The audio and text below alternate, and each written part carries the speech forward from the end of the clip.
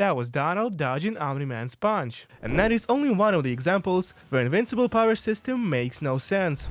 Any piece of media with characters who can somehow blow up a house, a city or a planet is always gonna suffer from this problem. Unless you're writing your story to be specifically as consistent power-wise as possible, which most people don't. And even if it is the case, there are always gonna be outliers that move the plot forward or are just an oversight. Sooner or later, those might just explode in your face.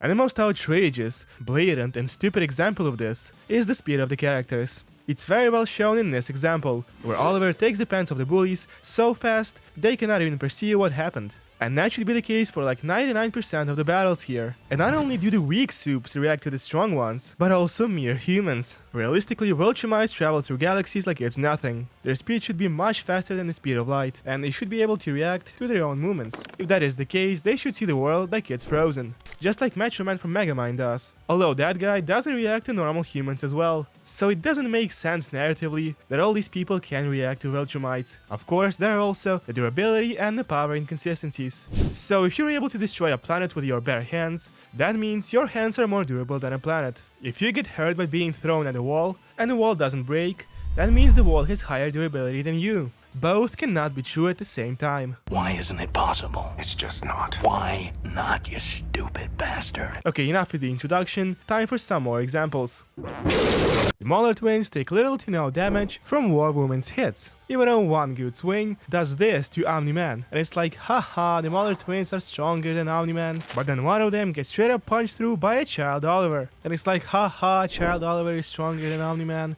But then this happens, and unless Conquest is so unimaginably stronger than Omni-Man, the chain ends here. By the way, yes, the concrete is more durable than Oliver, and apparently Omni-Man.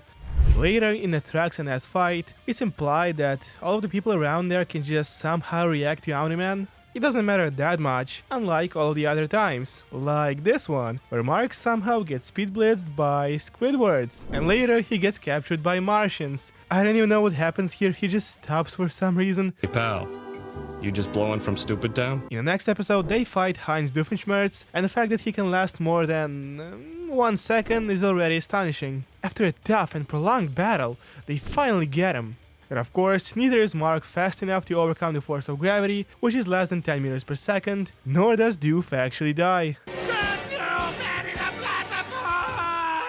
Okay, the next one is one of my favorites. So there's this black guy Titan who can wrap himself around with rocks. He's working for the Machine Man, who's like a bad guy who rules the city, and apparently Titan owed him some money. His attempts to quit are evaporated by his family being blackmailed. And that's when he asks Invincible to help. Machine Head is backed into a corner, except he's got money. And that's when this little bundle of joy appears. I don't know who decided to add Battle Beast among these stocks. It's like adding the final boss at the first level. And he blends with them so well, like it doesn't feel that he's an outlier at all. At least until some point. So Battle Beast crushes everyone here like they're insects. Except for the fact that he's supposed to be that fast that none of them should be able to even remotely react. Unfortunately, that doesn't stop Robot from dodging him 2 times mid-talk. And then later, he somehow gets beaten pretty badly by She-Hulk. Of course, you could just say he was holding back for the sake of getting more fun or letting them have a chance. But can he hold back his durability? Unless you wanna argue he gets a boner every time he fights and his fur gets tougher, but here he's not excited enough and thus his fur is limp, there is no excuse. And of course, these heroes that can take explosions and shit get beaten by 2 rocks. Like, getting pierced by electricity, I'm calm.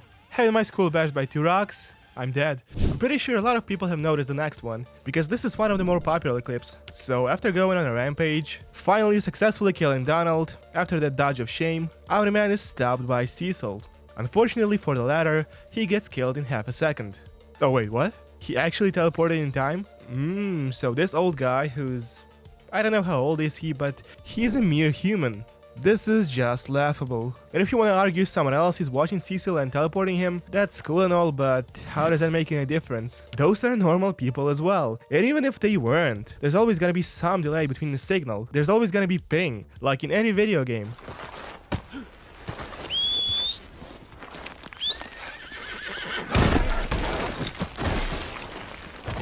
Then there's Season 2, which also has a ton of these, but I'm not gonna concentrate on anything specific, because most of these fights are just ass.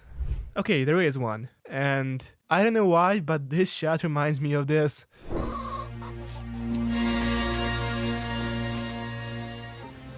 You got 2 seconds to explain what you're doing on my property. Oh shit, I'm sorry. Sorry for what? Our daddy taught us not to be ashamed of our dicks, especially since they're such good size and all. Yeah, I see that. Your daddy gave you good advice. And just when you thought it couldn't get more ass, Season 3 knocks out your door, because all the heroes on Earth get defeated by Doofenshmirtz. This is just batshit insane. If Viltrumites rule the world, and then Mark is a Viltrumite, and then the Centipedes beat Mark, then the Centipedes rule the world. After that, the twins somehow beat Immortal, even though in the first episode he beat their asses pretty firmly, which once again proves that he is a fraud. There's also a theory that the further in the story we are, the further is the Immortal. And finally, I don't think this is an outlier or something, I just think it's funny. In the 7th episode, when the Invincible variants arrive, and the whole world is fighting them, Cecil, Donald, and Reaniman beat one of them. I just think it's funny how they both are hurt, but like, not realistically. If they actually fought Mark, they would have been ripped in half. You don't just get a black eye from this. What, did he throw a rock at you? At a normal human speed? See ya.